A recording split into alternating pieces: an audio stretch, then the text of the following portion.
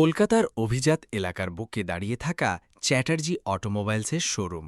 ভেতরে পা রাখলেই মনে হবে অন্য কোনো দুনিয়া। মাথার ওপর ঝাড়বাটির নরম আলো, বাতাসে দামি লেদার আর কড়া পারফিউমের গন্ধ। কিন্তু এই চাকচিক্যের আড়ালে একটা অলিখিত নিয়ম চলত। এখানে মানুষের দাম মাপা হতো তার জুতো আর ঘড়ি দেখে। এই নিয়মের সবচেয়ে বড় পূজারী ছিল শ্রেয়া সেন, শোরুমের সিনিয়র সেলস এক্সিকিউটিভ। ওর রূপ, সেই অহংকারের পাহাড়েই ধাক্কা লাগতে চলেছিল আজ। কাচের ভারী দরজাটা ঠেলে ভেতরে ঢুকল একটা লোক। পরনে থোবানো পুরনো শার্ট, পায়ে ধুলো মাখা চপ্পল, হাতে একটা চামড়া ওঠা ডায়েরি। তাকে দেখে হয়তো সিকিউরিটি গার্ডও একটু থমকে গিয়েছিল, কিন্তু কেউ ঘুণাক্ষরেও বুঝতে পারল না এই জীর্ণ চেহারার মানুষটিই হলেন আকাশ চ্যাটার্জি, এই পুরো সাম্রাজ্যের মালিক। নিজের কোম্পানির ভেতরকার অবস্থা, কর্মীদের আসল চেহারা নিজের চোখে দেখার জন্যই আজ তারই ছদ্মবেশ। আকাশ ধীর পায়ে রিসেপশনের দিকে এগিয়ে গেল। খুব শান্ত গলায় বলল, আমার পরিবারের জন্য একটা ছোট গাড়ি দেখব, কিস্তিতে কেনা যায় কি? কিছু দূরেই দাঁড়িয়েছিল শ্রেয়া। নজর পড়ল আকাশের ওপর। ওর চোখ মুখে স্পষ্ট বিরক্তি ফুটে উঠল, যেন কোনো নোংরা পোকা দেখে ফেলেছে। আকাশ ওর দিকে এগোতে যাবে, ঠিক তখনই শোরুমের বাইরে একটা চকচকে মার্সিডিজ এসে থামল। আকাশকে পুরোপুরি অগ্রাহ্য করে শ্রেয়া প্রায় দৌড়ে বেরিয়ে গেল সেদিকে। মার্সিডিজ থেকে নামা স্যুট বুট পরা লোকটার সামনে এমনভাবে গলে পড়ল যেন কোনো দেবতার আরাধনা করছে। তাকে রীতিমতো তোয়াজ করে ভেতরে নিয়ে এসে সোফায় বসালো, সঙ্গে সঙ্গে ব্ল্যাক কফির অর্ডার দিল। আর আকাশ, সে নিজের পুরনো ডায়েরিটা হাতে নিয়ে একপাশে চুপচাপ দেখল পুরোটা। নিজেরই তৈরি করা প্রতিষ্ঠানে এমন বৈষম্য, শুধু পোশাক দেখে একটা মানুষকে এভাবে অবজ্ঞা করা হচ্ছে। এটা তো তার ব্যবসার আদর্শ ছিল না কোনোদিন। ঘড়ির কাঁটা ঘুরতে লাগল। 1 ঘণ্টা, 2 ঘণ্টা। আকাশ সেই একই জায়গায় পিলারের মতো দাঁড়িয়ে থাকল। কয়েকজন জুনিয়র সেলসম্যান আকাশের দিকে এগোতে চেয়েছিল, কিন্তু শ্রেয়ার কড়া চোখ আর হাতের ইশারায় তারা থেমে গেল। ওই ভিখারির দিকে যাওয়ার দরকার নেই, অন্য কর্মীদের ফিসফিস করে ধমক দিয়ে বলল শ্রেয়া। ফ্রিতে এসির হাওয়া খেতে ঢুকেছে, একটা সাইকেল কেনার মুরদ নেই, ওর পেছনে সময় নষ্ট করবে না কেউ। অগত্যা কেউ আর আকাশের দিকে ঘেঁষল না। টানা 2 ঘণ্টা দাঁড়িয়ে থেকেও আকাশের মুখে কোনো বিরক্তির ছাপ ছিল না। সে কারো কাছে কোনো অভিযোগও করল না, শুধু তার তীক্ষ্ণ চোখ শোরুমের প্রতিটি কোণ স্ক্যান করছিল। কে কিভাবে কথা বলছে, গ্রাহকদের সাথে কেমন আচরণ করছে, সব সে মাথায় গেঁথে নিচ্ছিল। মাঝে মাঝে ডায়েরি খুলে খসখস করে কি যেন লিখছিল। এটা নেহাত কোনো সাধারণ খদ্দেরের অপেক্ষা ছিল না, এটা ছিল হিসেব নিকেশের প্রস্তুতি। অবশেষে সেই ভিআইপি কাস্টমারকে গাড়ি বুঝিয়ে হাসি মুখে দরজা পর্যন্ত এগিয়ে দিয়ে ফিরল শ্রেয়া। নিজের ডেস্কে এসে বসতেই আকাশ আবার তার দিকে এগিয়ে গেল। ম্যাডাম, এবার কি আমাকে একটু সময় দেওয়া যাবে? আকাশ খুব বিনীতভাবেই বলল, আমার শুধু একটা সাধারণ গাড়ির লোনের ব্যাপারে কিছু তথ্য দরকার ছিল। আমার স্ত্রীর অনেক দিনের স্বপ্ন আমাদের নিজেদের একটা ছোট গাড়ি হবে। কথাটা শুনে শ্রেয়া এমনভাবে হাসল যেন দারুণ কোনো জোকস শুনেছে। আপাদমস্তক তাচ্ছিল্যের দৃষ্টিতে আকাশকে মেপে নিয়ে সে গলা চড়িয়ে বলল, বলি, নিজের পরনের জামাকাপড়ের দিকে তাকানোর সময় হয় না, এদিকে স্বপ্ন দেখছেন গাড়ি কেনার? এটা কি কোনো চ্যারিটি ফান্ড পেয়েছ? এখানকার গাড়িগুলোর 1 মাসের ইএমআই তোমার মতো লোকের সারা বছরের বেতনের চেয়েও বেশি, বুঝতে পারছ কিছু? শোরুমের ভেতর তখন পিনপতন নীরবতা। আবার কেউ কেউ শ্রেয়ার কথা শুনে মুখ টিপে হাসছিল।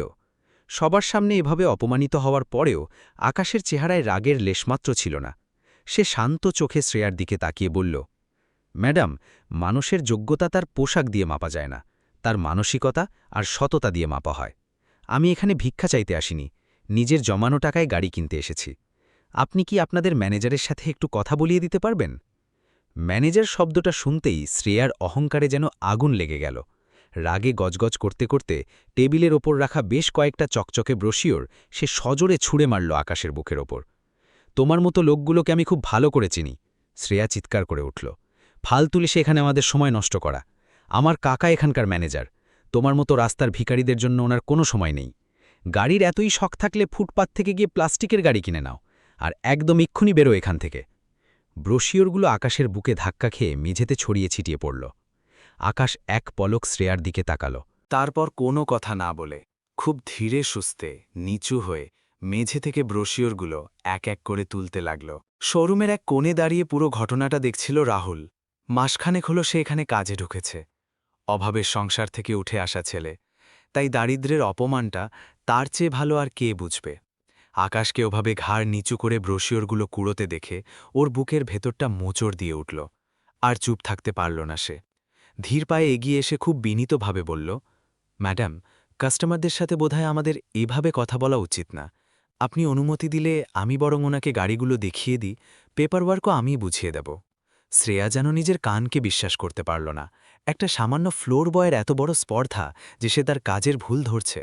রাগে ওর কান মাথা জ্বলে উঠল।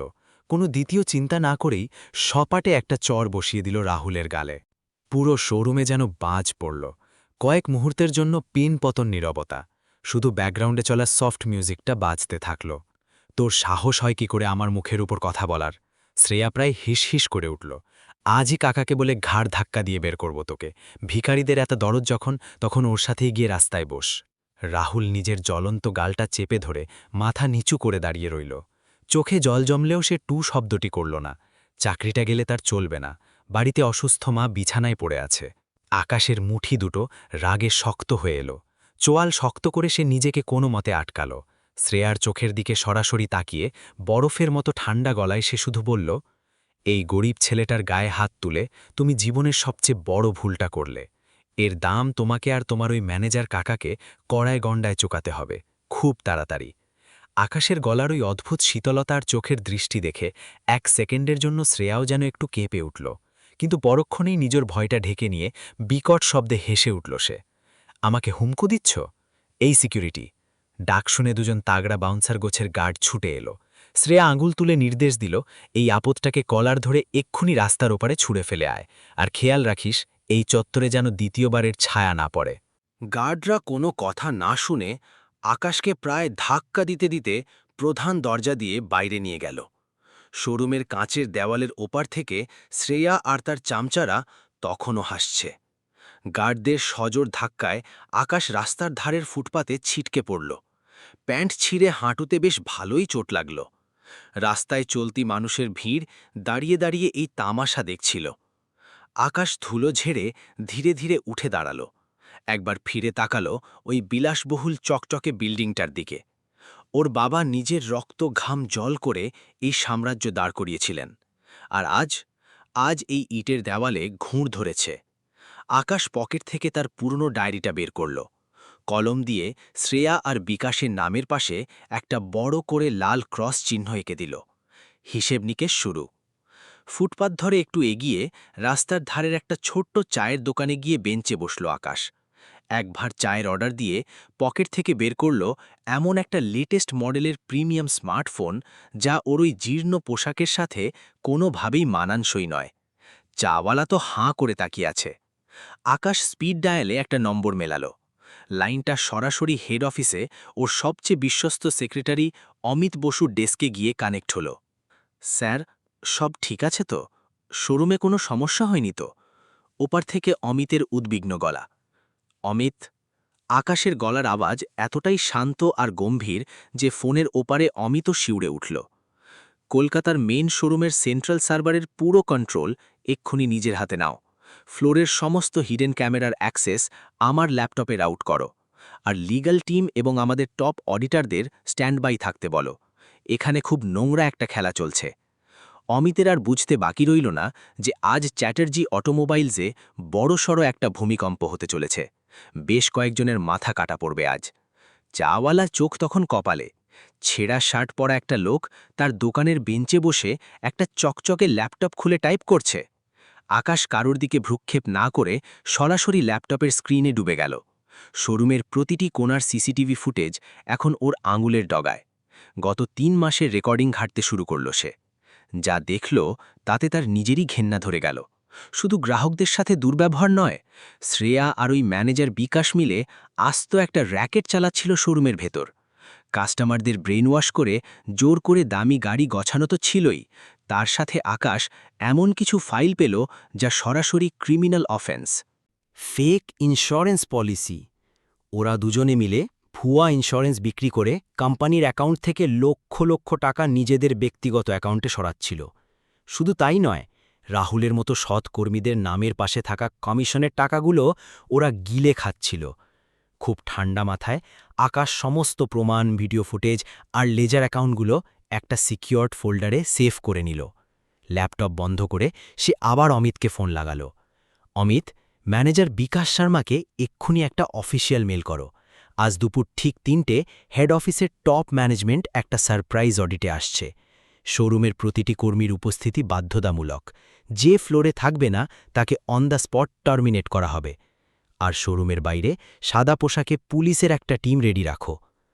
এদিকে শোরুমের ভেতরে বিলাসবহুল এসি কেবিনে বসে আরাম করছিল বিকাশ শর্মা। হঠাৎ কম্পিউটারে পপ আপ সাউন্ড। হেড অফিসের মেলটা পড়েই বিকাশের চোখ লোভে চকচক করে উঠল। সে ইন্টারকমে সাথে সাথে শ্রেয়াকে ডাকল। শ্রেয়া ভেতরে আসতেই বিকাশ ল্যাপটপ ঘুরিয়ে মেলটা দেখালো ওকে। খুশিতে প্রায় লাফিয়ে ওকে বিকাশ বলল, শ্রেয়া, আমাদের ভাগ্য খুলতে চলেছে। হেড অফিস থেকে নিশ্চয়ই বড় কোনো ডিরেক্টর আসছেন আমাদের সেলস টার্গেট দেখতে। আজ কোনো ভুলচুক চলবে না। এমন প্রেজেন্টেশন দেব যে প্রমোশন আর বোনাস দুটোই কনফার্ম হয়ে যায়। খবরটা শুনে শ্রেয়ার অহংকার যেন মাটিতে আর পা পড়ছিল না। সে হাসতে হাসতে বলল, কাকাজি, একদম চিন্তা করবেন না। এই পুরো ফ্লোরে আমার চেয়ে বেশি গাড়ি কে বেচে? যেই আসুক না কেন, আমার সেলস রেকর্ড দেখলে প্রমোশন আমার হাতে দিয়েই যাবে। অহংকার মানুষকে কতটা অন্ধ করে দেয়।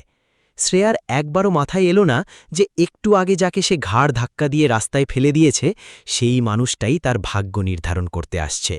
নিজের খোঁড়া গর্তে নিজেই পড়তে চলেছে সে। মিনিটের মধ্যে শোরুমের চেহারা পাল্টে গেল। শুরু হলো তোলপাড়। বিকাশ আর শ্রেয়ার হাঁক ডাকে সবাই তটস্থ। ফাইল গোছানো, ফ্লোর মোছা, গাড়িগুলো আরেকবার পলিশ করা, সব চলছে রকেটের গতিতে। ফ্লোরে ঘুরতে ঘুরতে শ্রেয়ার নজর পড়ল রাহুলের ওপর। ছেলেটা তখনও গাল চেপে একটা গাড়ির কাঁচ মুছছে। শ্রেয়া হনহন করে ওর কাছে গিয়ে হিস হিস করে বলল, শোন, আজ হেড অফিস থেকে বড় স্যার আসছেন। তোর ওই মরা কান্না কাঁদা অলক্ষণে মুখটা ওনাদের সামনে একদম নিয়ে যাবি না। চোখের আড়ালে থাকবি। যদি আমার চোখে পড়েছিস তবে কাল থেকে আর কাজে আসতে হবে না। রাহুল কোনো উত্তর দিল না। নীরবে মাথা নিচু করে নিজের কাজ করতে থাকল। সে জানে এই অহংকারী মানুষদের সাথে তর্কে জড়ানো মানে নিজেরই ক্ষতি। সে শুধু একটা দীর্ঘশ্বাস ফেলল। তবে রাহুল জানত না এই দীর্ঘশ্বাসের বিচার হতে আর মাত্র কয়েকটা ঘণ্টা বাকি। দুপুর 1:30। শোরুম থেকে একটু দূরেই আকাশের গাড়িটা দাঁড়িয়ে। জীর্ণ পোশাক পাল্টে আকাশ এখন চমৎকার ইতালিয়ান কাটের ব্ল্যাক স্যুটে। কবজিতে প্ল্যাটিনামের রোলেক্স। এলোমেলো চুলগুলো নিখুঁতভাবে আঁচড়ানো। সব মিলিয়ে একটা রাজকীয় আভিজাত্য ওর চেহারায়। গাড়ির ভেতর থেকে ও শোরুমের কাঁচের দেওয়াল ভেদ করে শ্রেয়া আর বিকাশের ছোটাছুটি দেখছে। ব্যাস, আর কিছুক্ষণ, তারপরই সব মুখোশ খসে পড়বে। ঠিক 2:45 শোরুমের সামনে এসে দাঁড়ালো 4টে কালো বিলাসবহুল এসইউভি। গাড়ি থেকে নামল 1 ডজন ব্ল্যাক স্যুট পরা তাগড়া বাউন্সার। নিমেষের মধ্যে তারা শোরুমের চারপাশে পজিশন নিয়ে নিল। ভেতরে থাকা সবাই এই দৃশ্য দেখে বিকাশ আর শ্রেয়ার তো উত্তেজনায় বুক ফাটে আর কি। এত ভারী সিকিউরিটি! নিশ্চয়ই হেড অফিস থেকে এমডি নিজে আসছেন আজ। শ্রেয়া তাড়াতাড়ি পকেট মিরার বের করে মেকআপটা একবার টাচ আপ করে নিল। বিকাশ টাই ঠিক করতে করতে প্রায় দৌড়ে দরজার দিকে গেল যাজকপূর্ণ অভ্যর্থনা জানাতে। ইতোমধ্যেই সমস্ত স্টাফদের কনফারেন্স রুমে জড়ো হওয়ার নির্দেশ দেওয়া হয়েছে। কাঁচের ঘেরা বিরাট একটা ঘর, যেখানে বড় বড় ডিসিশন নেওয়া হয়। বিকাশ আর শ্রেয়া সবার সামনের সারির চেয়ার দুটোতে বুক ফুলিয়ে বসেছে। পেছনে বসেছে রাহুল আর বাকি স্টাফরা। সবার চোখে মুখে একটা আতঙ্ক। কার কপালে আজ কি আছে কে জানে। কনফারেন্স রুমের বাইরে তখন এক অদ্ভুত থমথমে নীরবতা। শুধু বাউন্সারদের ভারী বুটের আওয়াজ শোনা যাচ্ছে। বিকাশের ঠোঁটে একটা কুটিল হাসি। সে মনে মনে ছক কষছে, আজকের পর এই শোরুমে শুধু ওর আর ওর ভাইঝিরই রাজত্ব চলবে। ঠিক 3টে কনফারেন্স রুমের ভারী দরজাটা খুলল। সবার প্রথমে ভেতরে ঢুকলেন কোম্পানির chief legal adviser mister Chowdhury. হাতে একটা মোটা ফাইল, চেহারাটা একেবারে পাথরের মতো শক্ত। তার ঠিক পেছনেই ঢুকল অমিত বসু। বিকাশ নিজের জায়গা থেকে লাফিয়ে উঠে মিস্টার চৌধুরীর দিকে হাত বাড়িয়ে দিল, কিন্তু মিস্টার চৌধুরী ওকে পুরোপুরি ইগনোর করে সোজা গিয়ে বসলেন প্রধান চেয়ারটার ঠিক বাঁ পাশে। বিকাশ একটু থতমত খেয়ে গেল, কিন্তু মুখের হাসিটা ধরে রাখল। শ্রেয়াও অমিতের দিকে তাকিয়ে একটা প্লাস্টিকের হাসি ছড়ে দিল। অমিত পুরো ঘরের সবার ওপর একবার চোখ বুলিয়ে নিয়ে গম্ভীর গলায় বলল, সবাইকে এখানে উপস্থিত থাকার জন্য ধন্যবাদ। আজ আমাদের মাঝে এমন একজন উপস্থিত আছেন যিনি এই কোম্পানির আসল মালিক। তিনি আজ এখানে কিছু অত্যন্ত জরুরি সিদ্ধান্ত নিতে এসেছেন। অমিতের কথা শেষ হতেই ঘরে ফিসফিসি শুরু হয়ে গেল। চ্যাটার্জি অটোমোবিলসের মালিকের চেহারা আজ অবধি কেউ দেখেনি। বিকাশ আর শ্রেয়ার তো বুক ধড়ফড় শুরু হয়ে গেছে। তারা তো নিজেদের জয় উদযাপনের জন্য একেবারে পা বাড়িয়েই আছে। ঠিক তখনই দরজার কাছে দাঁড়িয়ে থাকা বাউন্সাররা দরজাটা পুরোপুরি খুলে দিল। চকচকে ব্ল্যাক শুয়ের আওয়াজ আর মুখে সেই হিমশীতল প্রশান্তি। আকাশ চ্যাটার্জি ভেতরে ঢুকলেন। আকাশকে দেখা মাত্রই শ্রেয়ার মুখের হাসিটা যেন কেউ ব্লটিং পেপার দিয়ে শুষে নিল। চোখ দুটো ঠিকরে বেরিয়ে আসার জোগাড়। বিকাশ তো আকাশকে আগে দেখেনি, সে বোকার মতো হাততালি দিতে শুরু করল। কিন্তু শ্রেয়ার ফ্যাকাশে আর ভূত দেখার মতো মুখটা দেখে ওর হাততালি মাঝপথেই থেমে গেল। শ্রেয়ার শরীর থেকে যেন প্রাণ পাখি উড়ে গেছে। ও একদৃষ্টি তাকিয়ে আছে ওই মুখটার থেকে। কয়েক ঘন্টা আগে যাকে ও গার্ড দিয়ে ঘাড় ধাক্কা দিয়ে রাস্তায় ফেলে দিয়েছিল, আর এখন সেই লোকটাই কোটি টাকার স্যুটে বাউন্সার পরিবেষ্টিত হয়ে একজন রাজার মতো দাঁড়িয়ে। শ্রেয়ার ঠোঁট কাঁপছে, কিছু বলতে চাইছে, কিন্তু গলা দিয়ে কোনো আওয়াজ বেরোচ্ছে না। নিজের চোখকেই বিশ্বাস করতে পারছে না সে। আকাশ ধীর পায়ে হেঁটে প্রধান চেয়ারটায় গিয়ে বসল। কারও দিকে ভ্রুক্ষেপ নেই। তারপর তার তীক্ষ্ণ নজর গিয়ে পড়ল সোজা শ্রেয়া আর বিকাশের ওপর। বিকাশ তখনও কিছুই বুঝতে পারছে না। সে কোনোমতে সাহস করে অমিতকে জিজ্ঞেস করল, স্যার, ইনি কে? আর আমাদের আসল চেয়ারম্যান স্যার কোথায়? অমিত তীক্ষ্ণ চোখে বিকাশের দিকে তাকিয়ে বলল, নিজের চোখটা একটু ভালো করে খুলে দেখুন মিস্টার বিকাশ। আপনার সামনে যিনি বসে আছেন তিনি এই পুরো কোম্পানি এবং বিল্ডিংয়ের মালিক, মিস্টার আকাশ চ্যাটার্জি। নামটা শোনা মাত্রই বিকাশের পায়ের তলা থেকে মাটি সরে গেল। ওর হঠাৎ মনে পড়ে গেল শ্রেয়া সকালে কোনো এক গরিব কাস্টমারকে চরম অপমান করে বের করে দিয়েছিল। এটা কি সেই লোকটাই? বিকাশের কপালে বিন্দু বিন্দু ঘাম জমতে শুরু করল। পুরো কনফারেন্স রুমে তখন শ্মশানের নিস্তব্ধতা। আকাশ এবার তার ব্যারিটোন গলায় কথা বলতে শুরু করল। শ্রেয়া সেন। আকাশের গলাটা যেন চাবুকের মতো আছড়ে পড়ল।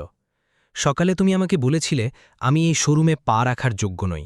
বলেছিলে আমার মুরদ নেই তোমাদের গাড়ির একটা টায়ার কেনার। কি মনে হয় এখনও আমাকে ভিখারিই মনে হচ্ছে? কথাগুলো হাতুড়ির মতো শ্রেয়ার মাথায় আঘাত করছিল।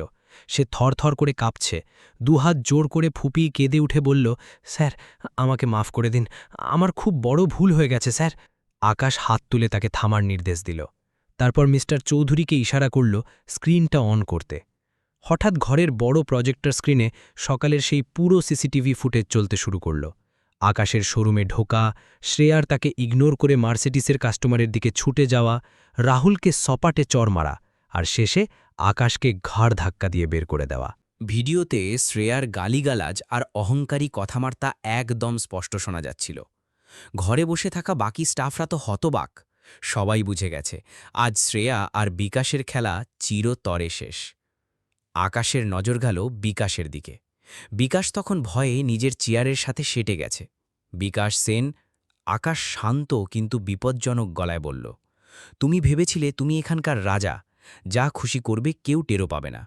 ভাইজিকে মাথায় তুলে নেচেছিলে যাতে সে কাস্টমারদের যথেচ্ছ অপমান করতে পারে। কিন্তু তোমার আসল রূপ তো এটা নয়। তোমার আসল সত্যিটা রয়েছে মিস্টার চৌধুরীর হাতে থাকা ওই ফাইলটায়। কথাটা শুনে বিকাশের বুকের ধুকপোকানি যেন থেমে গেল। মিস্টার চৌধুরী এগিয়ে এসে হাতের মোটা ফাইলটা সজোরে ছুঁড়ে মারলেন বিকাশের ওপর। ফাইলের ভেতর থেকে রাশি রাশি কাগজ বেরিয়ে সারা মেঝেতে ছড়িয়ে পড়ল। অমিত কড়া গলায় বলল, আপনারা দুজনে মিলে কোম্পানিকে কোটি টাকার বাস দিয়েছেন। এটা শুধু খারাপ বিহেভিয়ারের ইস্যু নয়, এটা একটা ক্রিমিনাল ফ্রড। আপনারা সেই সব গরিব কাস্টমারদের টাকা আত্মসাৎ করেছেন যারা রক্ত জল করা পরিশ্রমে গাড়ি কিনেছিল। আজ সব হিসেব হবে। মেঝেতে ছড়িয়ে থাকা কাগজগুলোর দিকে তাকিয়ে বিকাশের চোখে অন্ধকার ঘনিয়ে এলো। বিকাশ ঢোক গিলে তোতলাতে তোতলাতে আকাশকে বলল, স্যার, এসব এসব একটা বিরাট ভুল বোঝাবুঝি। এই কাগজগুলো সব মিথ্যে। কেউ কেউ আমাকে ফাঁসানোর জন্যই চক্রান্ত করেছে স্যার। বিকাশের কথা শুনে আকাশ একটা হিম শীতল হাসি হাসল। চেয়ার থেকে সামান্য সামনের দিকে ঝুঁকে বলল, বিকাশ, তুমি সত্যিই একটা আস্ত গর্ধব। তুমি কি ভেবেছ চ্যাটার্জি গ্রুপের মালিক কোনো সলিড প্রমাণ ছাড়া এখানে বসে আছে? আকাশ আবার অমিতের দিকে ইশারা করল। অমিত ল্যাপটপে কয়েকটা ক্লিক করতেই স্ক্রিনে একজন বয়স্ক জীর্ণ চেহারার কৃষকের ছবি ফুটে উঠল। চিনতে পারছ একে? এই সেই কৃষক যে নিজের মেয়ের বিয়ের জন্য একটা ছোট গাড়ি কিনেছিল, আর তুমি ওকে বোকা বানিয়ে দ্বিগুণ টাকা খসিয়েছিলে। ওর টাকাটা হজম করতে তোমার একটুও বাধল না? কৃষকের ছবিটা দেখেই বিকাশের গলার কাছে যেন একটা দলা পাকিয়ে গেল। ওর আর কিচ্ছু বলার ছিল না। ওদিকে শ্রেয়া বুঝে গেছে এই নৌকো এবার ডুবছে। নিজের পিঠ বাঁচাতে সে মুহূর্তের মধ্যে রং পাল্টে ফেলল। সোজা নিজের কাকার দিকে আঙুল তুলে কাঁদতে কাঁদতে বলল, স্যার, বিশ্বাস করুন, আমি এসব স্ক্যামের ব্যাপারে কিচ্ছু জানতাম না। এই সব কাকাজির প্ল্যান, উনিই আমাকে ফাঁসিয়েছেন। শ্রেয়ার কথা শুনে বিকাশ রাগে ফেটে পড়ল। একদম মিথ্যে কথা বলবি না শ্রেয়া, বিকাশ চিৎকার করে উঠল। তোর ওই ডিজাইনার জামা কাপড়, ফরেন ট্রিপ আর ওই হাই-ফাই লাইফস্টাইল, ওগুলো কি তোর বাপের টাকায় আসতো? তুই তো আমাকে নতুন নতুন আইডিয়া দিতি কিভাবে কাস্টমারদের বোকা বানিয়ে আরও বেশি টাকা কামানো যায়। কাকা আর ভাইজির এই কাদা ছোড়াছড়ি দেখে আকাশের রীতিমতো বমি পাচ্ছিল। স্বার্থের কি অদ্ভুত খেলা! যতদিন পকেট ভারী হচ্ছিল ততদিন দুজনে গলায় গলায় ভাব, আর আজ যখন ফেঁসে গেছে তখন একে অপরের জাত শত্রু। আকাশ হাত তুলে দুজনকেই থামার ইশারা করল, তারপর অমিতের দিকে তাকিয়ে ছোট্ট করে মাথা নাড়ল। অমিত, ওই দ্বিতীয় অডিওটা প্লে করো। মুহূর্তেই কনফারেন্স রুমের স্পিকারগুলো জীবন্ত হয়ে উঠল, আর তা থেকে ভেসে আসতে শুরু করল বিকাশ আর শ্রেয়ার গলা, স্পষ্ট, নির্লজ্জ কথোপকথন। কাকাজি, এই মাসে ওই নতুন ছেলেটা রাহুল, ও তো অনেকগুলো গাড়ি বেচে দিয়েছে। ওর কমিশনটা কিন্তু যেভাবেই হোক আমাদের সরাতে হবে। জবাবে বিকাশের সেই কুৎসিত হাসি, আরে তুই চাপ নিচ্ছিস কেন? আমি রাহুলের ফাইলে এমনভাবে ফিগারগুলো ঘোরাবো, পুরো টাকাটা সোজা আমাদের ওই সিক্রেট অ্যাকাউন্টে ঢুকে যাবে, কেউ টের পাবে না। অডিওটা শোনার পর ঘরের বাতাসে যেন তীব্র ঘেন্না ছড়িয়ে পড়ল। এতক্ষণ পেছনে চুপচাপ বসে থাকা রাহুলের চোখ দুটো জলে ভরে উঠল। এই জন্যই দিন-রাত এক করে হাড় ভাঙা খাটনি খাটার পরও সে তার অসুস্থ মায়ের চিকিৎসার টাকা জোগাড় করতে পারছিল না। তার হকের টাকা, তার মায়ের ওষুধের টাকা, এই দুটো অমানুষ মিলে দিনের পর দিন গিলে খাচ্ছিল।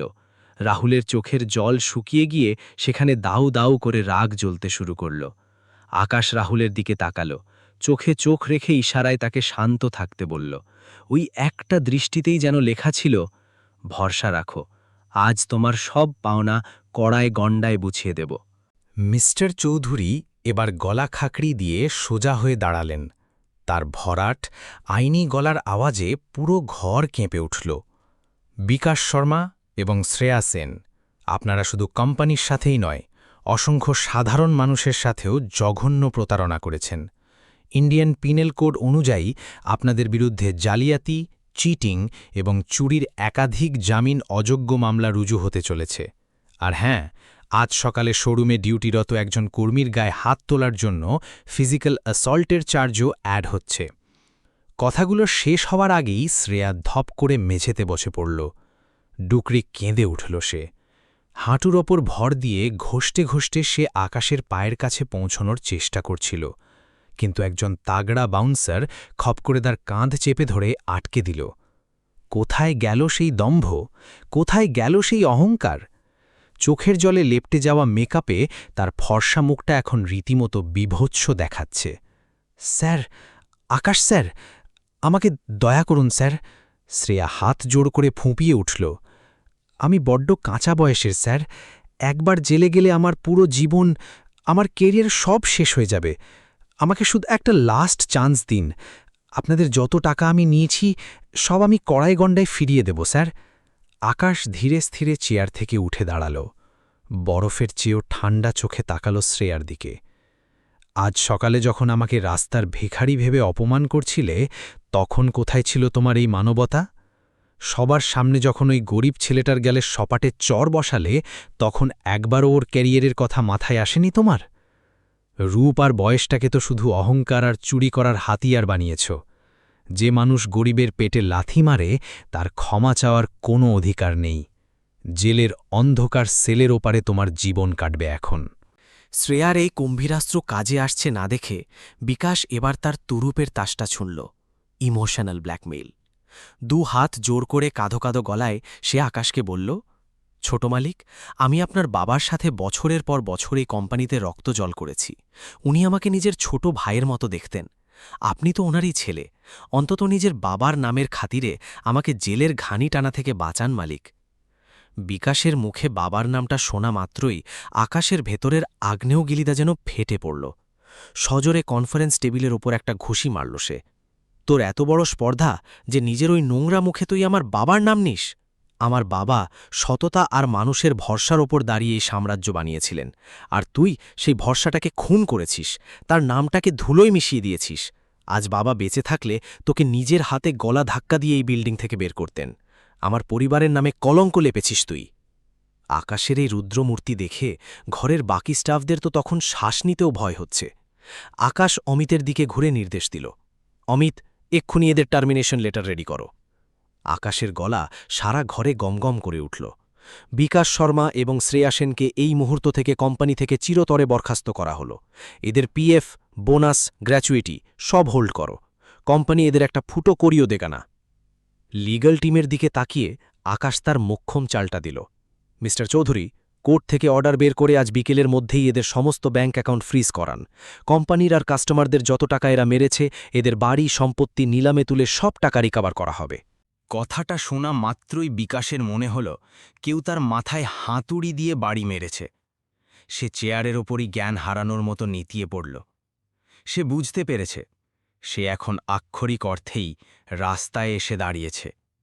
এত বছরের জমানো কালো টাকা এক নিমেষে ছাই হয়ে গেল। আর শ্রেয়া, সে তখন আক্ষরিক অর্থেই পাগলের মতো চিৎকার করছে। কখনো বিকাশকে অশ্রাব্য গালিগালাজ করছে, তো পরক্ষণেই আবার অমিতের পা জড়িয়ে ধরে মিনতি করছে। কিছুক্ষণ আগের সেই পুরীর মতো সুন্দর আর অহংকারী মেয়েটার চেহারা এখন এক উন্মাদিনীর মতো। হঠাৎ শ্রেয়া ছুটে গিয়ে রাহুলের পা দুটো ঝাপটে ধরল। রাহুল, রাহুল, তুই স্যারকে একটু বল না আমাকে মাফ করে দিতে। সকালে আমি তোকে চড় মেরেছিলাম, তো তুই আমাকে 10টা চড় মার, জুতো পেটা কর, কিন্তু আমাকে পুলিশের হাতে তুলে দিস না ভাই। তীব্র ঘেন্নায় রাহুল নিজের পাটা টেনে ছাড়িয়ে নিল, মুখটা ঘুরিয়ে নিল অন্যদিকে। ঠিক তখনই শোরুমের বাইরে থেকে ভেসে এলো একটা তীব্র আওয়াজ, পুলিশের গাড়ির সাইরেন। সাইরেনের আওয়াজটা যেন বিকাশ আর শ্রেয়ার শিরদাঁড়া দিয়ে একটা বরফের স্রোত নামিয়ে দিল। আকাশের নির্দেশে বাইরে অপেক্ষায় থাকা পুলিশের টিম এবার ভেতরে ঢুকছে। ভারী বুটের আওয়াজ তুলে একজন পুলিশ ইন্সপেক্টর তার টিম এবং কয়েকজন মহিলা কনস্টেবলকে নিয়ে সোজা ওই কাঁচের কনফারেন্স রুমে ঢুকলেন। পুলিশের খাঁকি উর্দি দেখেই বিকাশের দম বন্ধ হয়ে আসতে লাগল। চেয়ার ছেড়ে ওঠার শক্তিটুকুও তার আর নেই। ইন্সপেক্টর সোজা আকাশের কাছে গিয়ে স্মার্টলি স্যালিউট করলেন। স্যার, আপনাদের লিগ্যাল টিমের তরফ থেকে পাঠানো সমস্ত এফআইআর আর এভিডেন্সের কপি আমরা আগেই পেয়ে গেছি। আপনি শুধু একবার ইশারা করে দিন, অপরাধীদের নিয়ে যেতে হবে কোথা থেকে। আকাশ চেয়ারে বসে বসেই কোনো কথা না বলে শুধু আঙুল তুলে মেঝেতে লুটিয়ে থাকা বিকাশ আর শ্রেয়াকে দেখিয়ে দিল। তার চোখে বিন্দুমাত্র করুণা নেই, আছে শুধু এক চূড়ান্ত ন্যায়বিচারের শীতল গভীর স্বস্তি। পুলিশরা 1 সেকেন্ডও সময় নষ্ট করল না। একজন অফিসার বিকাশের শার্টের কলার ধরে সজোরে এক হ্যাঁচকা টান দিয়ে তাকে দাঁড় করিয়ে দিল। বিকাশ তখন একটা বাচ্চার মতো হাউ হাউ করে কাঁদছে, পুলিশদের হাত পা ধরছে, কিন্তু শোনার কেউ নেই। মহিলা কনস্টেবলরা ততক্ষণে শ্রেয়াকে দুদিক থেকে চেপে ধরেছে। বিকাশের হাতে ভারী লোহার হাতকড়া পরিয়ে দেওয়া হলো। নিস্তব্ধ কনফারেন্স রুমে হাতকড়ার সেই ঠান্ডা ধাতব শব্দটা ভয়ঙ্করভাবে প্রতিধ্বনিত হল। বিকাশের এত বছরের দম্ভ, তার জালিয়াতি, তার সব শেষ হয়ে গেল। ওদিকে মহিলা কনস্টেবলরা ততক্ষণে শ্রেয়াকে দুদিক থেকে জাপটে ধরেছে, কিন্তু শ্রেয়া তখন মরিয়া। নিজেকে ছাড়ানোর জন্য সে পাগলের মতো ধস্তাধস্তি শুরু করল, হাত পা ছুঁড়ে অশ্রাব্য ভাষায় গালিগালাজ করতে লাগল। কিন্তু ওই কড়া ট্রেনিং পাওয়া পুলিশ অফিসারদের সামনে তার এইটুকু জোর নস্যি। এক ঝটকায় শ্রেয়ার নরম হাত দুটো পেছনে মুচড়ে ধরে খটাস করে হাতকড়া পরিয়ে দিল তারা। কি অদ্ভুত নিয়তি! আজ সকালেই ঠিক এই হাত দুটো দিয়েই কাস্টমারদের দিকে ফাইল ছুঁড়ে মেরেছিল সে। এই হাত দিয়েই রাহুলের গালের সপাটে চড় বসিয়েছিল। আর এখন সেই অহংকারী হাত জোড়া আইনের শক্ত বেড়িতে আষ্টপৃষ্ঠে বাঁধা। বিকাশ আর শ্রেয়াকে যখন আক্ষরিক অর্থেই টানতে টানতে কনফারেন্স রুমের বাইরে নিয়ে যাওয়া হচ্ছে, আকাশ তখন নিজের জায়গায় পাথরের মূর্তির মতো বসে। একবারের জন্যেও ঘাড় ঘড়িয়ে ওদের দিকে তাকালো না সে। শোরুমের বাকি স্টাফরা তখন দরজার কাছে ভিড় করে এই পতন দেখছে।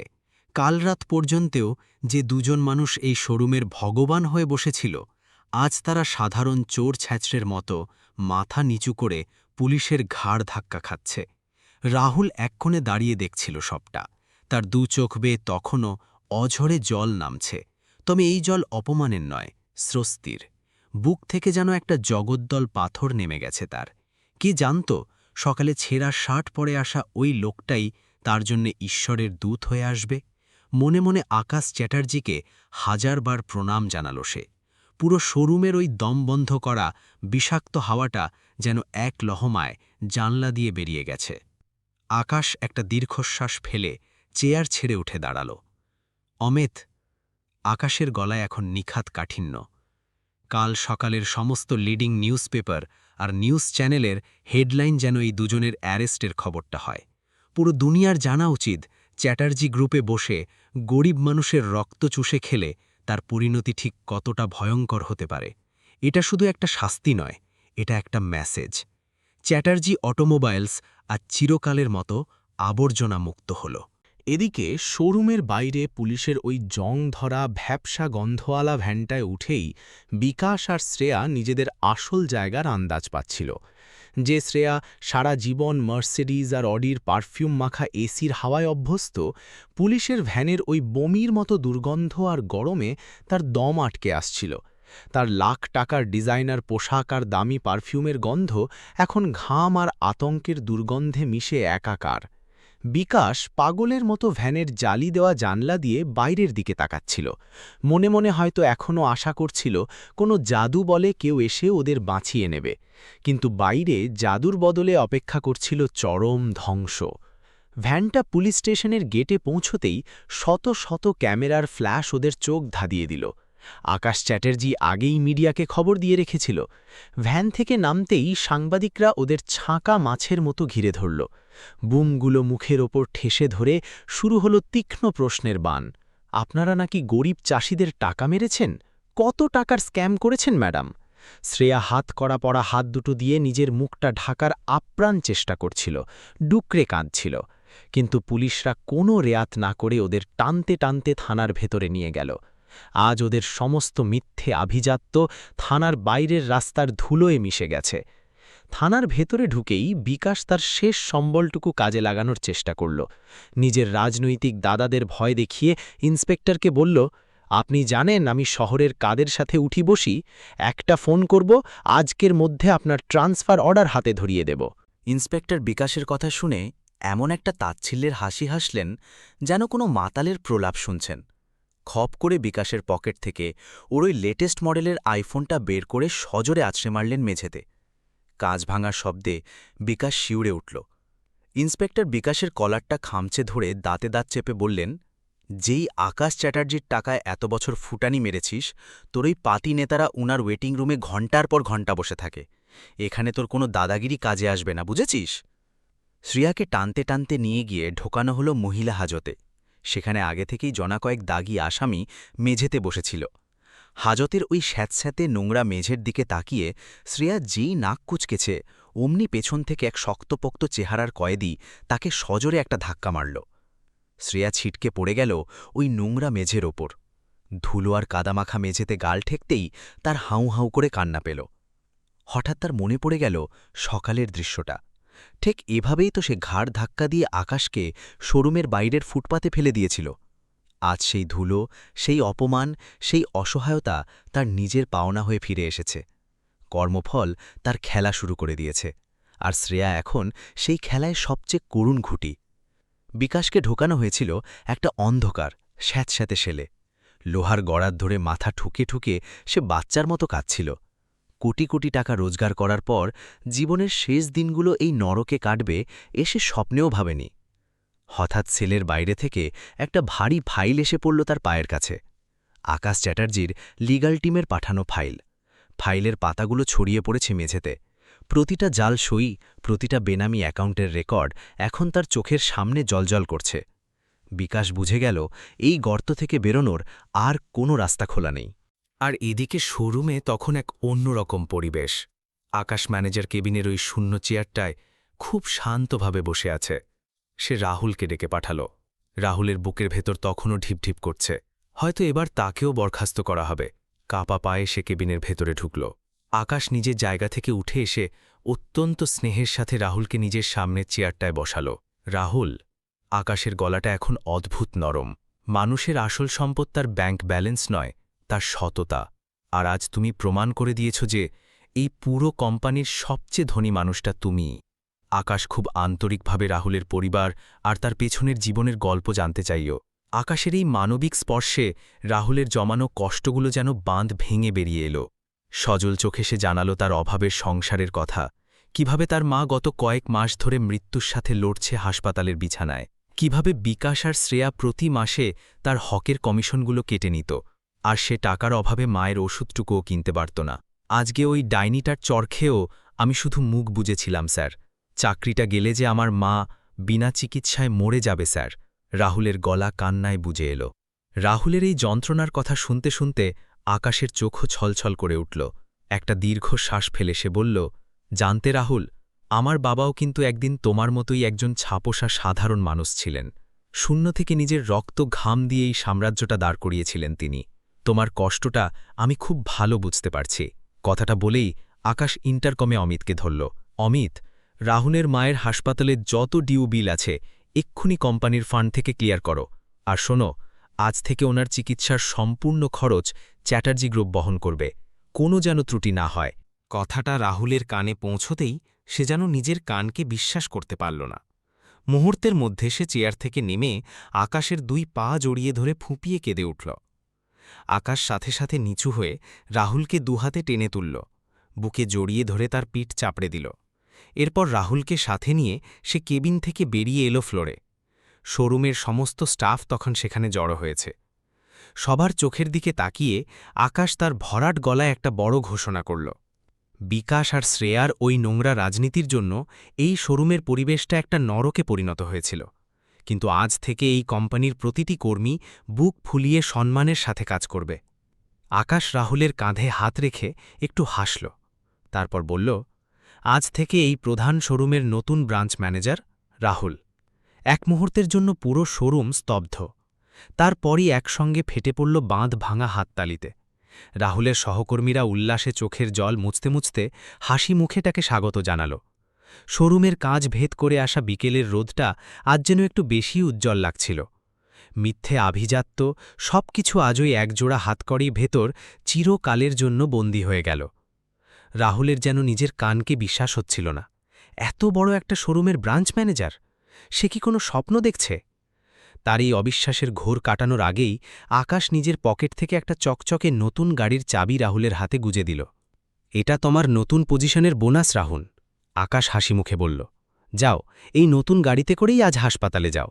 মাকে গিয়ে এই সুখবরটা দাও যে তার ছেলে আজ নিজের সততা আর মেহনতের জোরে এই জায়গায় পৌঁছেছে। রাহুল শক্ত করে চাবিটা বুকে চেপে ধরল। চোখ দিয়ে অঝরে জল পড়ছে। আজ সকালে যে ছেলেটাকে সবার সামনে বিনা দোষে চড় খেতে হয়েছিল, বিকেলের আলু ফুরোবার আগেই সেই শোরুমের রাজা। কিছু সপ্তাহ পরের কথা, কলকাতার জেলা আদালত চত্বর আজ লোকে লোকারণ্য। এই হাই প্রোফাইল জালিয়াতি আর প্রতারণার কেস নিয়ে সংবাদ মাধ্যমে রীতিমতো ঝড় উঠেছে। আদালতের বাইরে সাংবাদিক আর সাধারণ মানুষের ভিড় উপচে পড়ছে। সশস্ত্র পুলিশের কড়া পাহারার মধ্যে দিয়ে প্রিজন ভ্যান থেকে নামানো হল বিকাশ আর শ্রেয়াকে। দুজনের হাতেই হাতকড়া। পরনের সেই দামি পোশাক এখন মলিন। শ্রেয়ার সেই উদ্ধত ভঙ্গি আর অহংকারী চোখের দৃষ্টি এখন উধাও। জেলের ডাল রুটি আর মেঝেতে শুয়ে তার সমস্ত দেমাগ যেন কর্পূরের মতো উবে গেছে। কোর্টরুমের ভেতরের পরিবেশ থমথমে। মহামান্য বিচারক নিজের আসনে এসে বসতেই মামলার শুনানি শুরু হল। বিকাশ আর শ্রেয়া নিজেদের জমানো চুরি করা টাকা দিয়ে শহরের সবচেয়ে ধড়িবাজ আর দামি উকিল মিস্টার দাসকে ভাড়া করেছিল। এই ধরনের জট পাকানো মামলায় দাসের জুরি মেলা ভার। সে কাঠঘড়ায় দাঁড়াতেই পুরো পরিস্থিতিটা উল্টে দেওয়ার আপ্রাণ চেষ্টা শুরু করল। ইয়র অনার, দাস তার জোরালো গলায় সওয়াল শুরু করল। এই পুরো মামলাটা আসলে একজন অহংকারী শিল্পপতি মিস্টার আকাশ চ্যাটার্জির সাজানো একটা গভীর ষড়যন্ত্র। আমার মক্কেলরা সম্পূর্ণ নির্দোষ। আসল সত্যিটা হল এই কোম্পানি আর স্বয়ং মিস্টার চ্যাটার্জি কোটি টাকার ট্যাক্স জালিয়াতি করেছেন, আর এখন পিঠ বাঁচাতে সেই জালিয়াতির সমস্ত দায় তিনি এই দুজন সামান্য মধ্যবিত্ত কর্মীর ঘাড়েই চাপিয়ে দিচ্ছেন। দাসের এই ডাহা মিথ্যে যুক্তি শুনে কোর্টরুমে ফিসফিসানি শুরু হয়ে গেল। আর ঠিক সেই মুহূর্তে কাঠঘড়ায় দাঁড়িয়ে শ্রেয়া তার মোক্ষম চালটা দিল। ডুকরে কেঁদে ওঠার নিখুঁত অভিনয় শুরু করল সে। চোখ মুছতে মুছতে ভেজা গলায় বলল, হুজুর, আকাশ স্যার প্রথম থেকেই আমার দিকে খারাপ নজরে তাকাতেন। উনি আমাকে কুপ্রস্তাব দিয়েছিলেন। আমি যখন ওনার নোংরা প্রস্তাবে রাজি হইনি, তখন উনি বদলা নেওয়ার জন্যই আমাকে আর কাকাকে এই মিথ্যে মামলায় ফাঁসিয়ে দিয়েছেন। শ্রেয়ার এই জঘন্য নোংরা মিথ্যে অভিযোগ শুনে প্রথম সারিতে বসে থাকা আকাশের শরীরের রক্ত যেন টকবক করে ফুটতে শুরু করল, কিন্তু সেই নিজেকে চরম সংযমে আটকে রাখল। তার উকিল মিস্টার চৌধুরী শান্তভাবে নিজের জায়গা থেকে উঠলেন। বিচারকের কাছে অনুমতি নিয়ে তিনি কথা বলতে শুরু করলেন। ইয়র অনার, মিস্টার চৌধুরী তাচ্ছিল্যের হাসি হেসে বললেন, আজ এই পবিত্র আদালতে একটা অত্যন্ত জঘন্য এবং সস্তা নাটক মঞ্চস্থ হচ্ছে, তবে মিথ্যের আয়ু খুব ছোট হয়। তিনি পকেট থেকে একটা পেন ড্রাইভ বের করে জজ সাহেবের হাতে তুলে দিলেন। হুজুর, এটা শোরুমের হিডেন ক্যামেরার সিসিটিভি ফুটেজ। একটু চোখ বুলিয়ে নিলেই সব পরিষ্কার হয়ে যাবে। জজ সাহেবের নির্দেশে কোর্টরুমের বড় স্ক্রিনে ভিডিওটা চালানো হলো। স্ক্রিনে স্পষ্ট দেখা গেল আকাশকে কিভাবে শ্রেয়া তাচ্ছিল্য করছে, তাকে ভিখারি বলে অপমান করছে। তারপর রাহুমের গালে সেই সপাটে চড় মারা, আর শেষে বাউন্সার দিয়ে আকাশকে ঘাড় ধাক্কা দিয়ে রাস্তায় ফেলে দেওয়া। পুরো কোর্ট রুম যেন পাথর হয়ে গেল। জজ সাহেব চরম রাগী দৃষ্টিকে শ্রেয়ার দিকে তাকালেন। শ্রেয়ার ওই শ্লীলতাহানির মিথ্যে নাটক 1 সেকেন্ডে হাওয়ায় মিলিয়ে গেছে। লজ্জায় ভয়ে সে মাথা নিচু করে কাঠকড়ায় দাঁড়িয়ে রইল। ইয়র অনার, মিস্টার চৌধুরী আবার শুরু করলেন, যে নারী নিজের চেয়ে দুর্বল কর্মী আর সাধারণ মানুষের গায়ে হাত তোলে, পশুর মতো আচরণ করে, সেই কখনো অবলা বা অসহায় হতে পারে না। তবে এটা তো শুধু এদের অমানুষিক আচরণের প্রমাণ। আসল খেলা তো অন্য জায়গায়। এরা নিরীহ মানুষের রক্ত জল করা জমানো টাকা কিভাবে লুটেছে তার প্রমাণ এবার আমি পেশ করব। মিস্টার চৌধুরী তার প্রথম সাক্ষীকে ডাকলেন। কাঠগড়ায় এসে দাঁড়াল এক বৃদ্ধ জীর্ণ চেহারার কৃষক। পরনে ফতুয়া, চোখে মুখে একটা অসহার ছাপ। তার কাঁপা কাঁপা গলা পুরো কোর্টরুমের পরিবেশ ভারী করে তুলল। হুজুর, কৃষক কাঁদতে কাঁদতে বলতে শুরু করল, আমার একটাই মেয়ে, তার বিয়েতে একটা ছোট গাড়ি দেওয়ার খুব শখ ছিল আমার। সারা জীবনের জমানো সব কটা টাকা আমি ওই বিকাশবাবু আর শ্রেয়া দিদিমণির হাতে তুলে দিয়েছিলাম। বৃদ্ধ একটু খেমে ঢোক গিলে আবার বলল, কিন্তু ওরা আমাকে একটা নকল ইন্স্যুরেন্সের কাগজ ধরিয়ে আমার লাখ লাখ টাকা মেরে দিল। আমি যখন জালিয়াতিটা বুঝতে পেরে টাকা চাইতে শোরুমে গিয়েছিলাম, ওই শ্রেয়া দিদিমণি আমাকে ধাক্কা দিয়ে বের করে দেয়। সবার সামনে আমাকে অশিক্ষিত, ছোট লোক বলে অপমান করেছিল হুজুর। কৃষকের এই বয়ান শুনে উকিল দাসের কপালে ঘাম জমতে শুরু করল। সে জেরা করে কৃষককে ভয় দেখানোর, কনফিউজ করার অনেক চেষ্টা করল, কিন্তু সত্যের জোর অনেক বেশি। কৃষক নিজের দাবিতে অনড় থাকল। বিকাশ আর শ্রেয়ার প্রতিটা মিথ্যের আবরণ সে এক এক করে টেনে খুলে দিল। এরপর মিস্টার চৌধুরী একটা মোটা ফাইল বিচারকের সামনে পেশ করলেন। ইয়র অনার, এটা ডিজিটাল ফরেন্সিক রিপোর্ট। রিপোর্টে জলের মতো পরিষ্কার দেখানো হয়েছে কিভাবে কোম্পানির অ্যাকাউন্ট থেকে জালিয়াতি করে টাকাগুলো সোজা বিকাশের স্ত্রীর আর শ্রেয়ার ভাইয়ের বেনামি অ্যাকাউন্টে ট্রান্সফার করা হয়েছে। গরিব আর মধ্যবিত্ত কাস্টমারদের ভয় দেখিয়ে, ব্ল্যাকমেল করে, বোকা বানিয়ে এই কোটি কোটি টাকা এরা লুঠেছে। প্রমাণ এতই নিখুঁত আর পোক্ত ছিল যে আসামিপক্ষের উকিল দাসের আর কোনো কথাই মুখ দিয়ে বেরোল না। কিন্তু কফিনের শেষ পেরেকটা ঠোকা বাকি ছিল। মিস্টার চৌধুরী তার শেষ এবং সবচেয়ে মোক্ষম সাক্ষীকে ডাকলেন। কাঠগড়ায় অত্যন্ত আত্মবিশ্বাসের সাথে এসে দাঁড়াল রাহুল। সে বিচারকের হাতে একটা লাল রঙের ছোট্ট ডায়েরি তুলে দিল। হুজুর, রাহুল স্পষ্ট গলায় বলল, এই ডায়েরিটা আমি বিকাশ শর্মার কিবিনের একটা সিক্রেট ড্রয়ার থেকে পেয়েছি। এতে বিকাশ শর্মার নিজের হাতে প্রতিটা কালো টাকার হিসেব লিখে রাখত। বিচারক ডায়েরিটা খুলে মনোযোগ দিয়ে পড়তে লাগলেন। তারিখ, কাস্টমারের নাম, চুরি করা টাকার অঙ্ক, আর সেই টাকার কত % শ্রেয়াকে বখরা দেওয়া হয়েছে, সব একদম পুঙ্খানুপুঙ্খভাবে বিকাশের নিজের হাতের লেখায় সেখানে লেখা। আর কোনো প্রমাণের দরকারই ছিল না। সব রাস্তা বন্ধ হয়ে গেছে বুঝতে পেরে বিকাশের মাথা এবার পুরোপুরি খারাপ হতে শুরু করল। সে কাঠগড়ার ভেতর থেকেই পাগলের মতো চিৎকার করে উঠল, হুজুর, এই মেয়েটা একটা রাক্ষসী, একটা ডাইনি। বিকাশ শ্রেয়ার দিকে আঙুল তুলে চেঁচাতে লাগল, এর তো সব দামি দামি শখ, লাখ টাকার পারফিউম, ডিজাইনার জামাকাপড়, আমাকে ফুসলিয়ে ফুসলিয়ে এই নোংরা খেলায় নামিয়েছে। সব দোষ ওই লোভী ডাইনিটার। শ্রেয়াও আর চুপ করে থাকতে পারল না। রাগে উন্মাদ হয়ে সে কাঠগড়ার ভেতর থেকেই বিকাশের ওপর ঝাঁপিয়ে পড়ার চেষ্টা করল। বুড়ো ভাম, নির্লজ্জ মিথ্যেবাদী, শ্রেয়া চেঁচাল, পুরো মাস্টার মাইন্ড তো তুই। তুই তো আমাকে ঘুটির মতো ব্যবহার করেছিস তোর ওই নোংরা স্ক্যাম চালানোর জন্য। কাকা আর ভাইজি ভরা আদালতের সামনে একে অপরের বস্ত্র হরণ করতে শুরু করল। তাদের এই নোংরা কাদা ছোঁড়াছুড়ি আর আর্তনাদ দেখে জাজ সাহেবের ধৈর্যের বাঁধ ভাঙল। সজোরে হাতুড়ি পিটে তিনি কোর্টরুম শান্ত করলেন। Order, order in the court. তার বজ্রকঠিন কণ্ঠস্বরে কাঠগড়ার 2 অপরাধী ভয়ে সিটিয়ে গেল। এবার শুধু চূড়ান্ত রায়ের অপেক্ষা। আপনারা শুধু একটা স্বনামধন্য প্রতিষ্ঠানকেই লুট করেননি, আপনারা মানবতাকেও লজ্জিত করেছেন। আপনাদের মধ্যে না আছে কোনো অনুশোচনা, না আছে কোনো পারিবারিক আনুগত্য। আকাশের প্রথম সারিতে বসে একেবারে নীরব। সে জানে কর্মফল কাউকে ছাড়ে না। আজ সেই কর্মফলই তার সমস্ত হিসেব কড়ায় গণ্ডায় চুকিয়ে দিচ্ছে। কোর্টরুমে তখনও বিকাশ আর শ্রেয়ার কাদা ছোড়াছড়ি আর আর্তনাদ চলছে। পরিস্থিতি শান্ত করতে জজ সাহেব সজোরে তার কাঠের হাতুড়িটা টেবিলে আছড়ালেন। সাইলেন্স! তার কড়া ধমকে পুরো আদালত নিস্তব্ধ হয়ে গেল। এটা কোনো মাছের বাজার নয়, এটা ন্যায়ের মন্দির। আপনাদের অপরাধের জন্য বিন্দুমাত্র অনুশোচনা নেই আপনাদের, তার বদলে একে অপরের ওপর দোষ চাপাচ্ছেন। জজ সাহেবের ওই রুদ্রমূর্তি দেখে 2 অপরাধী একেবারে চুপসে গেল।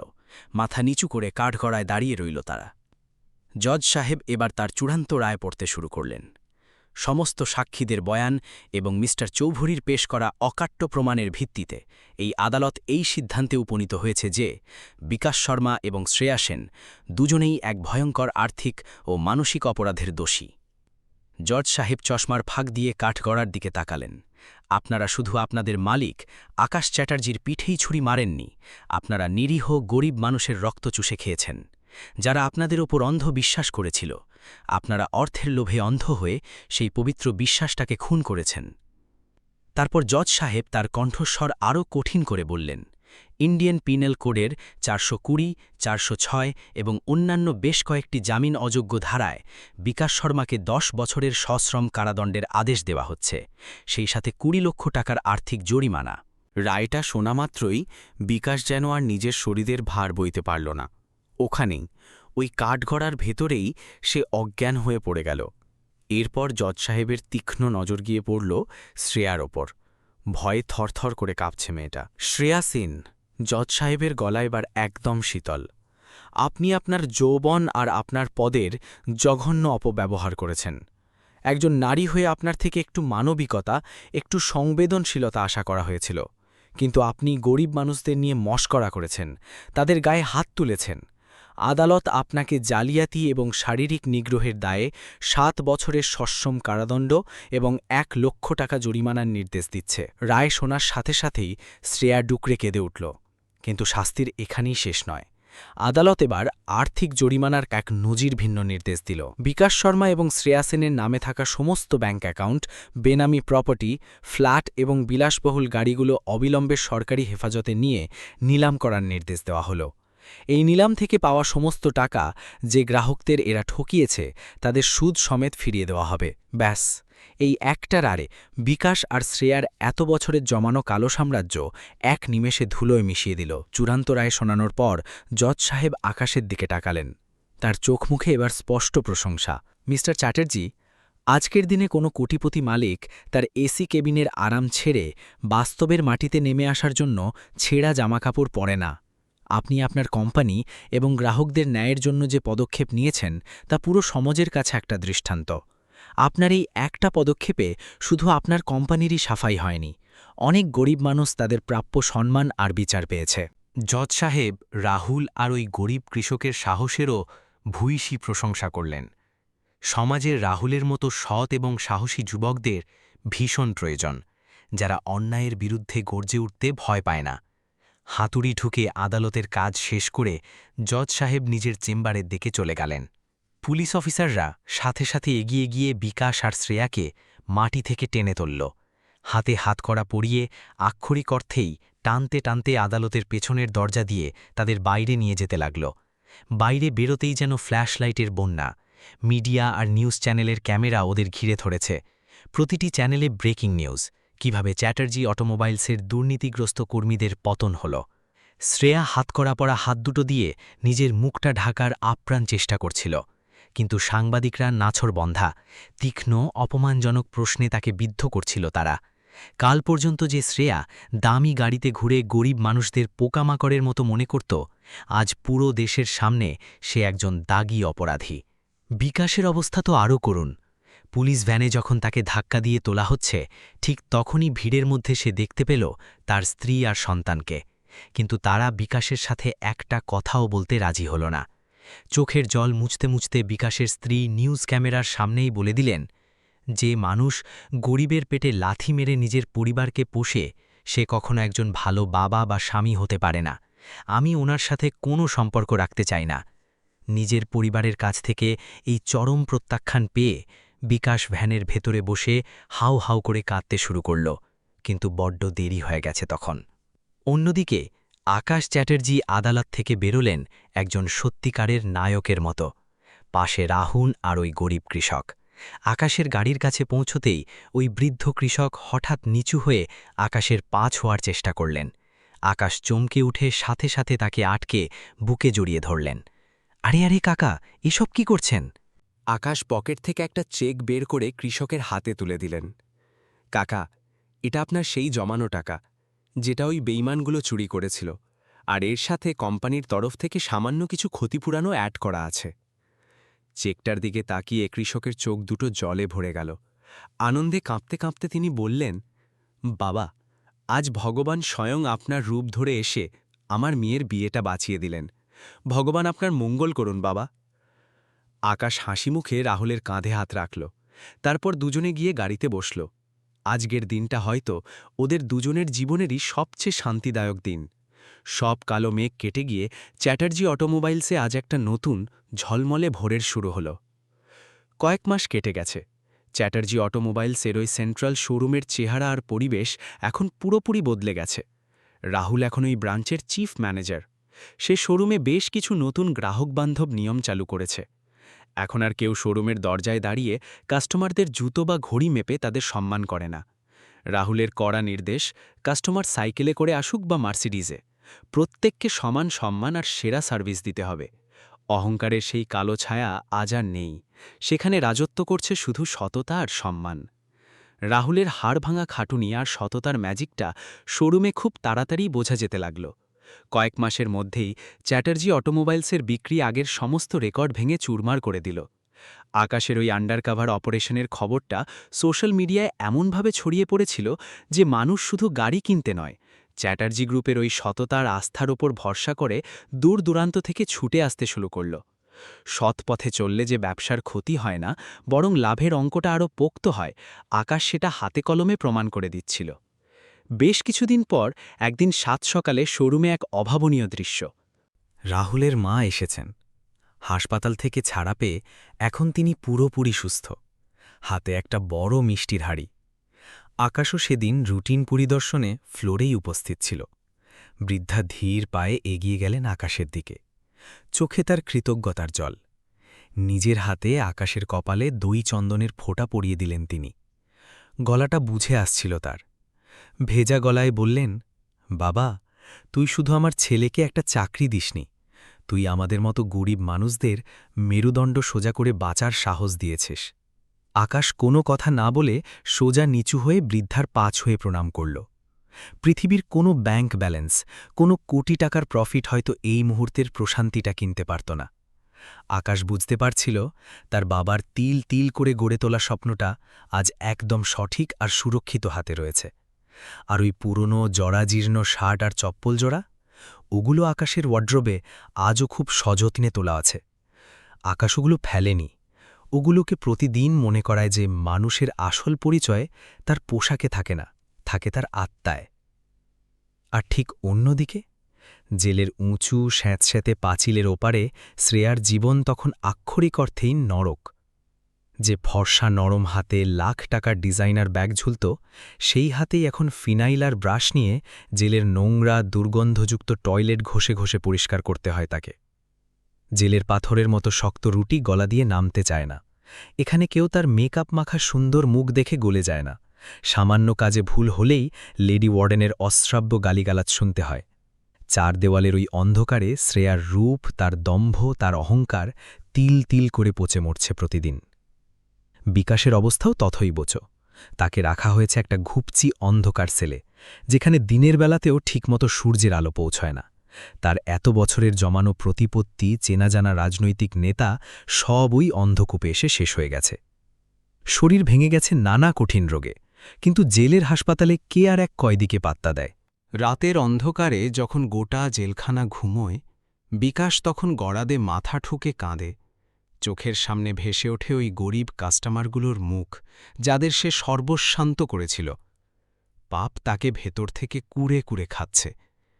কর্মফল বোধহয় একেই বলে। আপনি মানুষের চোখে ধুলো দিয়ে কিছুদিন রাজা সাজতে পারেন, কিন্তু ওপরওয়ালার লাঠিতে যখন আওয়াজ হয় না, তখন পতনটা সোজা মাটিতে এসে ঠেকে। আকাশ চ্যাটার্জি সেদিন ওই সাধারণ পোশাকে এসে ঠিক সেটাই প্রমাণ করে দিয়ে গেছে। দিন যায়, আকাশ চ্যাটার্জি হেড অফিসের ছাদে দাঁড়িয়ে এখন এক অদ্ভুত তৃপ্তি নিয়ে শহরের দিকে তাকায়। কিছুদিন পরেই কোম্পানির তরফ থেকে একটা নতুন উদ্যোগ নেওয়া হলো, চ্যাটার্জি জনসেবা ফাউন্ডেশন। উদ্দেশ্য একটাই, প্রতারণার শিকার হওয়া গরিব আর অভাবী মানুষদের আইনি ও আর্থিকভাবে সাহায্য করা। আকাশ নিজের কোম্পানির প্রফিটের একটা বড় অংশ এই মহৎ কাজের জন্য আলাদা করে দিল। আর এই ফাউন্ডেশনের প্রধান উপদেষ্টা করা হলো রাহুলকে, কারণ অভাবীর কষ্টটা রাহুলের চেয়ে ভালো আর কে বুঝবে। এই একটা পদক্ষেপ চ্যাটার্জি অটোমোবাইলসের সম্মানকে এক অন্য উচ্চতায় পৌঁছে দিল। এটা এখন আর শুধু গাড়ি বিক্রির কোম্পানি নয়, মানুষের কাছে ভরসার সমার্থক। আজ পুরো কলকাতা শহরে বিকাশ আর শ্রেয়ার গল্পটা মানুষ উদাহরণ হিসাবে দেয়। বাবা মায়েরা বাচ্চাদের শোনায়, যাতে তারা বুঝে যে অহংকার আর লোভের শেষ গন্তব্য কেবলই ধ্বংস। যে মানুষ নিজের দম্ভে অন্যকে পোকামাকড় ভাবে, সময় তাকে একদিন ঠিকই ধুলোয় মিশিয়ে দেয়। আকাশের ওই জরাজীর্ণ রূপ আর রাহুলের গালে পড়া ওই চটটা আজও মানুষের মনে গেঁথে আছে। তো বন্ধুরা, গল্প তো এখানেই শেষ, কিন্তু একটা প্রশ্ন আপনাদের কাছে রেখে যাই। আপনাদের কি মনে হয়, শ্রেয়া আর বিকাশ কি সত্যি তাদের কর্মের সঠিক শাস্তি পেল, নাকি আদালতের উচিত ছিল ওদের শুধরে যাওয়ার জন্য অন্তত আরও একটা সুযোগ দেওয়া? আপনাদের মতামত কমেন্ট বক্সে অবশ্যই জানাবেন। গল্পটা যদি আপনাদের হৃদয় ছুঁয়ে থাকে, তবে ভিডিওটা লাইক করুন আর চ্যানেলটা সাবস্ক্রাইব করতে ভুলবেন না। শেষ পর্যন্ত সাথে থাকার জন্য অনেক অনেক ধন্যবাদ।